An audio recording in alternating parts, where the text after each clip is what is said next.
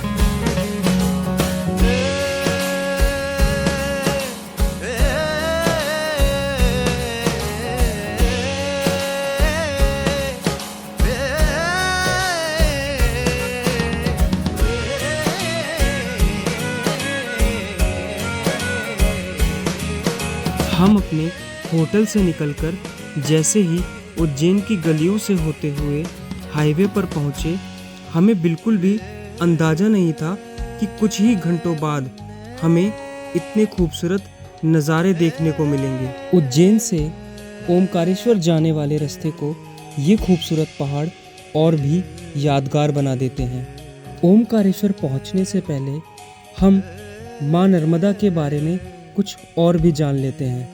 माँ नर्मदा भारत की 5वीं सबसे बड़ी नदी है, जो अनुपुरा क्षेत्र के मैकाल पर्वत श्रृंखला के अमरकंटक से शुरू होकर उत्तर में विंध्य पर्वतमाला और दक्षिण में सतपुड़ा पर्वतमाला के बीच से होते हुए महाराष्ट्र और फिर गुजरात के भरूच में खंबत खाड़ी यानी अरब सागर में जाकर गिरती है।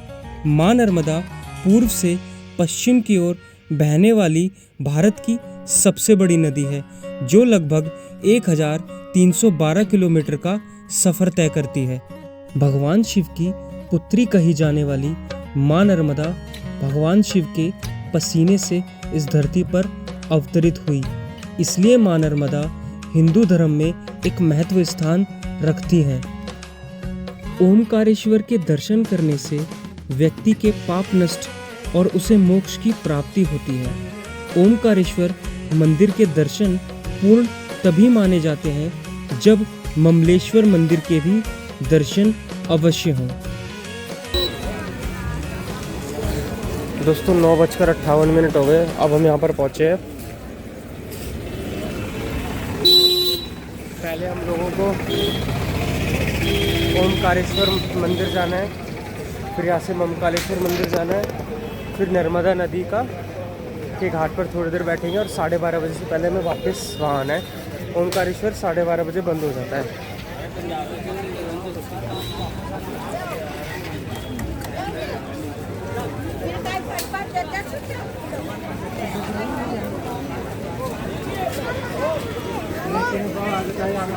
ये यहाँ पर ये मार्केट स्टार्ट हो रही है।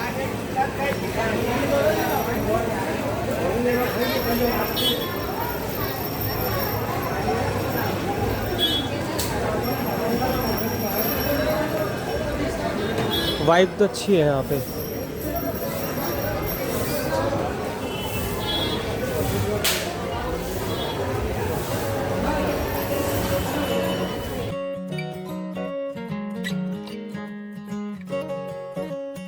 ओमकारेश्वर मंदिर मध्य प्रदेश के खंडवा जिले में स्थित है, जो भगवान शिव के 12 ज्योतिर्लिंगों में से एक है।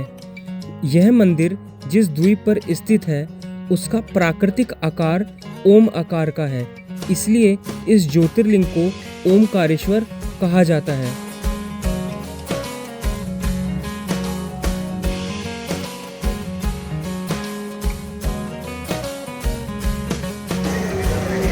मंदिर के उसमें एंटर कर गए हम, मतलब यहाँ से 80 मीटर है मंदिर, और ये नर्मदा घाट है ही।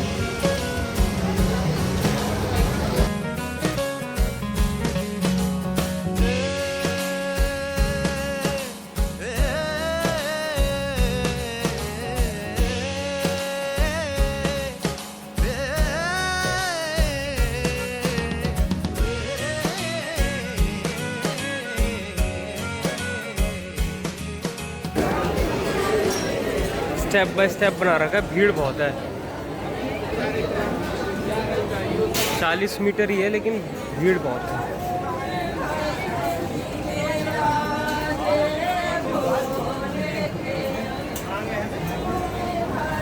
ये इसलिए कर रखा है ताकि सफोकेशन ना हो और लोगों को भीड़ का एहसास ना हो।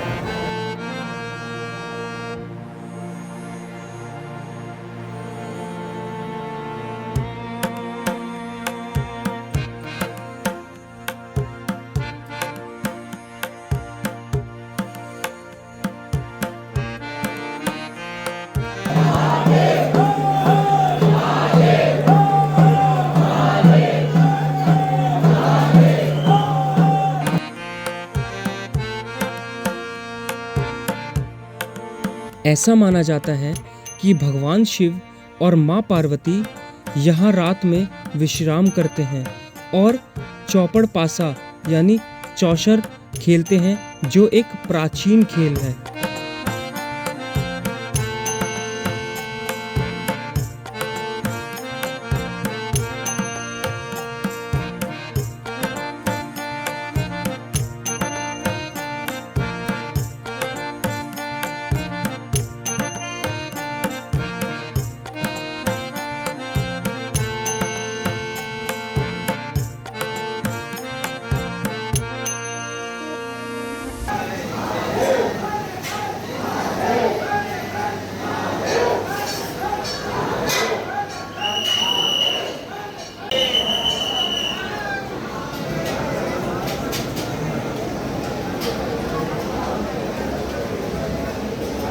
मंदिर में एंटर हो गए हम।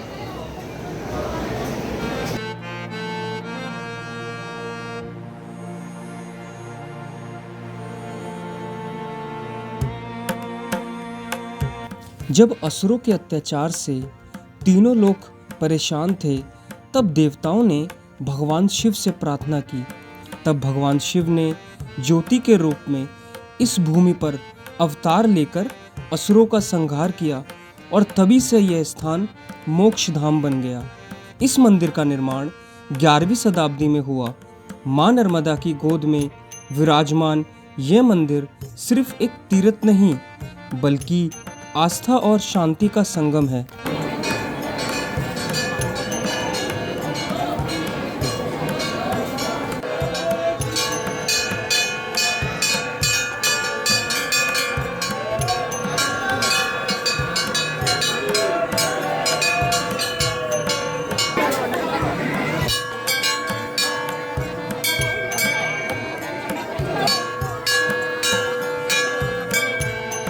दोस्तों, महाकालेश्वर से तो हम निकल गए, अब हम जा रहे हैं ममलेश्वर की तरफ। तो जहाँ पर हमने अभी अपना शूज़ रखे थे उस तरफ जा रहे हैं। तो ये तो मंदिर वाला रास्ता था और ये जा रहा है उस पुल की तरफ जहाँ पर हमने अपने शूज़ रखे थे। बहुत भीड़ थी यार। हम 9:45 पे 9:30 बजे के अराउंड निकले थे, मतलब वहाँ के मंदिर के लिए, और अभी टाइम हो रहा है कितना, मतलब लगभग टोटल 12 बजे हमने दर्शन किए हैं। इतना टाइम लग गया हमें, 2.5 घंटे के करीब।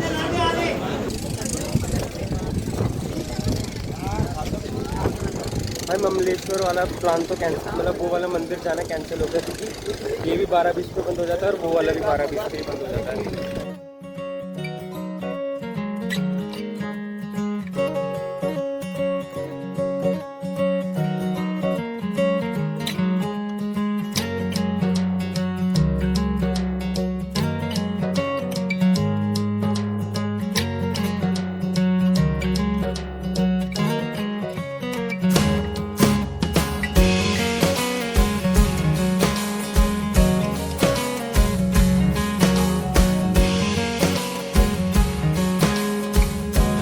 अभी हमने इसी में लंच किया है।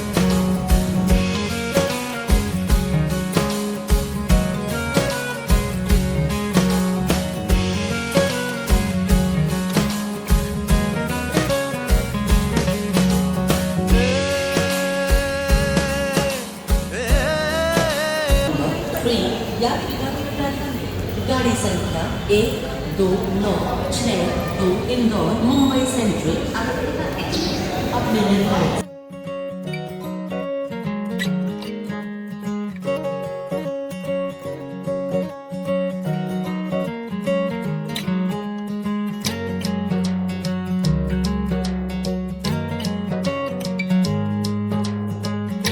दोस्तों, अब वक्त है इस नगरी को अलविदा कहने का, जिसमें हमारा साथ ये ट्रेन देगी जो इंदौर से चलकर लगभग 931 किलोमीटर का सफ़र तय कर 17 घंटों में हमें दिल्ली पहुंचाएगी।